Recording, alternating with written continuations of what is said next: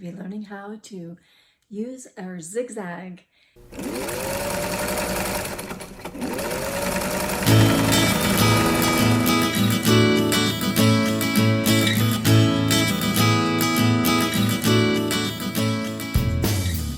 Hi, welcome back to Creating Joy. It is week 7 and we are going to be learning how to use our zigzag. When looking at your machine for zigzag, each machine is going to be a little bit different. On mine, I have 04, 05, and 06 that I can choose from at this time. So what we're going to do right now is we're just going to do a sampler of what those stitches look like. We're going to keep our stitch length where it's at 2.5. And so go ahead and get your 5-inch square fabric. This is mine. And put a dark thread on, whether it's black, red, it doesn't matter, but something that you'll be able to see. And try and find a lighter piece of fabric. So anything so that it'll be contrasting with your thread. Okay, so for me, I'm gonna go ahead and push 04.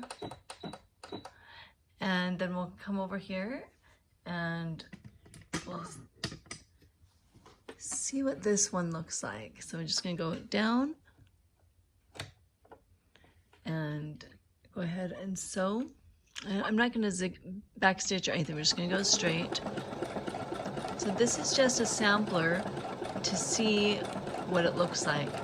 If you have a fabric pen, you could even write down what the number is at the bottom or at the top of your stitch. I even suggest doing this for all of your stitches, just making a sampler and writing down the different numbers on it so that you can open up your book and you can see what they look like. Okay, so I'm just going to stop right there so I have room. So I can write down at the bottom. Okay, so let's see what this looks like. Okay, so you can see that it's a teeny tiny little zigzag. Okay, now one thing you can do with that, so you can see up here, so again, these are the stitch lengths, right? And if you look here, you could go, let's say we'll go up to 4. And just go right here. So your foot's right along the edge.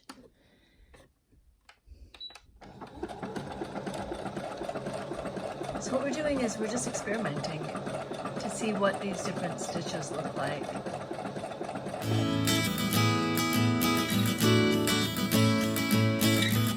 So this is with changing the zigzag stitch to 4. So it makes it a longer one right there. So now I'm going to come down to here. So right here is the width, okay? So now I have the 4, it's making it longer. So now we're going to change the width to, let's try a 2 and see what a 2 looks like.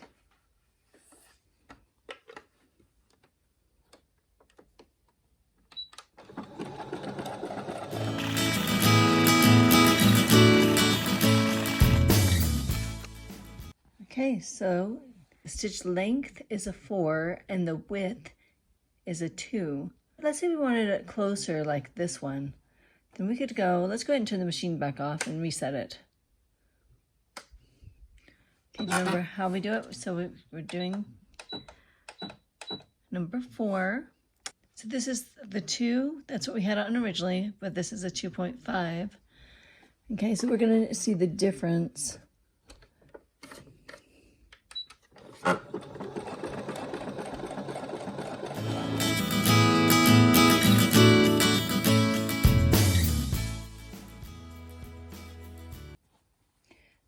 You can see right here that the stitch width on this one and this one are the same, but the stitch length, so this one was a 4, but this one is a 2, so it brought it closer together.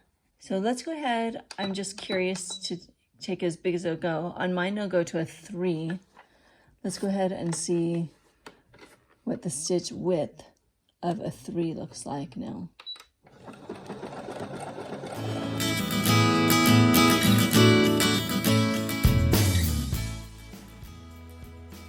So here you can see that it's wider. Now you're going to ask, well, why? Why are we even doing this to begin with, right? What are you going to use this for? So if you want to do any quilting where you do applique, for example, you take a little piece of fabric or a big piece of fabric and you want to put it on a piece of fabric, and then you can do little zigzags down. You can look at these different stitches and think, how do I want it to look to go down and around? So just looking at it, for me, what is my preference? You know, do I like it wide like this, or what if I want it to be closer together? What do you think I would do to make this closer together? So right here we have a 2.5. What if we took it down to like a 1.5 or 1.6? I guess it'll go. Let's look and see what that looks like.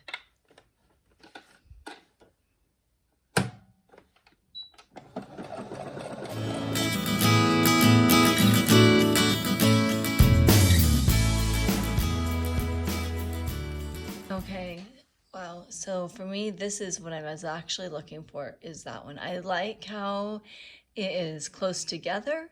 I like how it's wide.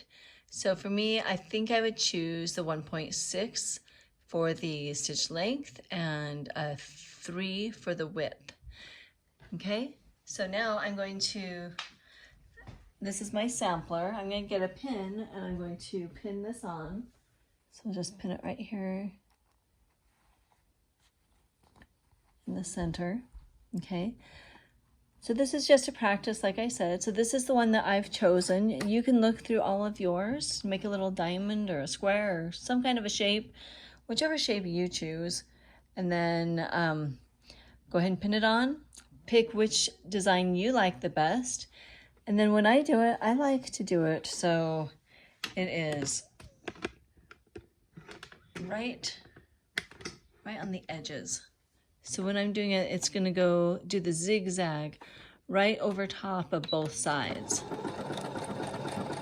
You see that, how it's crisscrossing over top of both sides.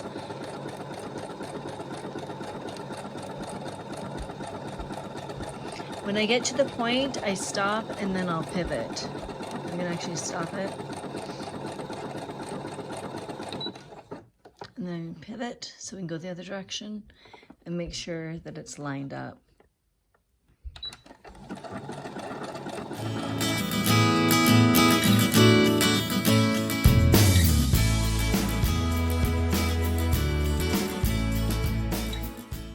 Okay, so there you can see that I've done some applique.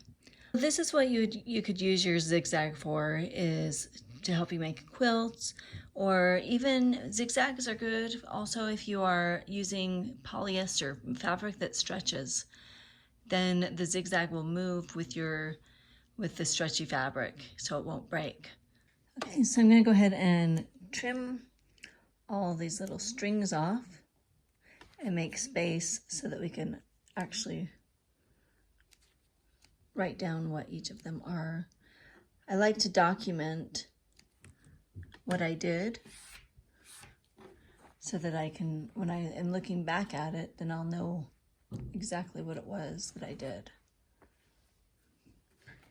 Okay, so I have a fabric marker that you can pick up, or you can just get a regular pen even.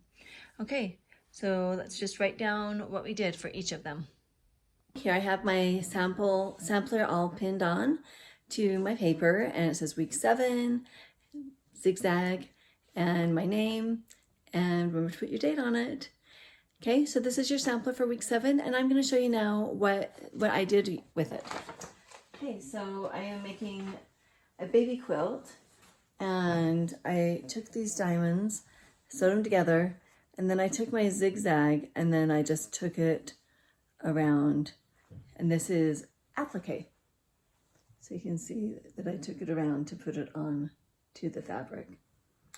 So anyway, so that is something that you can do with your zigzag stitch. I hope you can find something to use your zigzag stitch for this week. Thanks for joining me on Creating Joy. Remember to subscribe down below and hit the bell so you can get notifications when the next video is out.